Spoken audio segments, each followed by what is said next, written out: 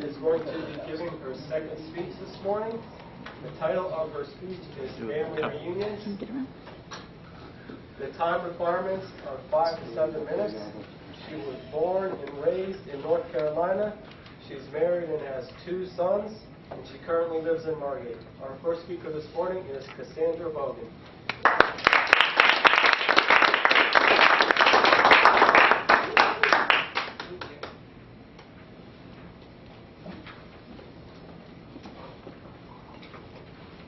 Good morning, fellow Toastmasters. My name is Cassandra Bogan. I live in Margate and I work in Pompano Beach. Today my speech is Family Reunion. Are you my brother? Are you my sister? Are you my cousin? Are you my aunt? Are you my uncle? Do you know? Do you really know? Or have you done your research, or you just believe what your parents have told you? Well, today I'm going to tell you how you can really know. When you're planning your first family reunion, the person who is going to coordinate the family reunion must bring the positive energy. If you've never planned a family reunion or a family get-together, one of the first things you must do, you must call a family meeting. And once you call that family meeting, you're going to decide from the group who are we going to invite and who we're going to vote on. We're going to vote on our committee first. So on this committee, we need a president, a secretary, and a treasurer. The next thing we need to do, we need to decide who's going to chair the event. Normally, the president chairs the event, but of course, in family reunions, the president needs some volunteers. The president needs some people to help him pull off this event. Secondly, we must decide how are we going to pay for this event, because as you know, nothing is free. So we have to decide how we're going to pay for our family reunion. The third thing we must do, we must decide when we're going to have it, where we're going to have it. And if you live in South Florida, when is so important because, you know, the hurricane season starts around June. So you don't want to plan, most of the time it's going to be an outside event. You don't want to plan it around June or during the hurricane season because it's so important. However, it's also important to know when, because if most of the relatives are in one location, you want it to be convenient for everyone. Say, for instance, I'm from North Carolina, so normally when we have our reunions, we try to plan them from the home location.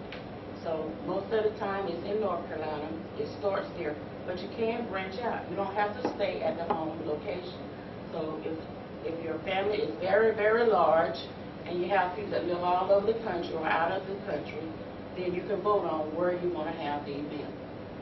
Thirdly, location is so important as well because you have to decide if you want to have it indoors, outdoors, and who's going to be attending. Whether there are going to be a lot of senior citizens there, children there, middle-aged people there. You have to take into consideration all of these things because you really don't want to leave anyone out.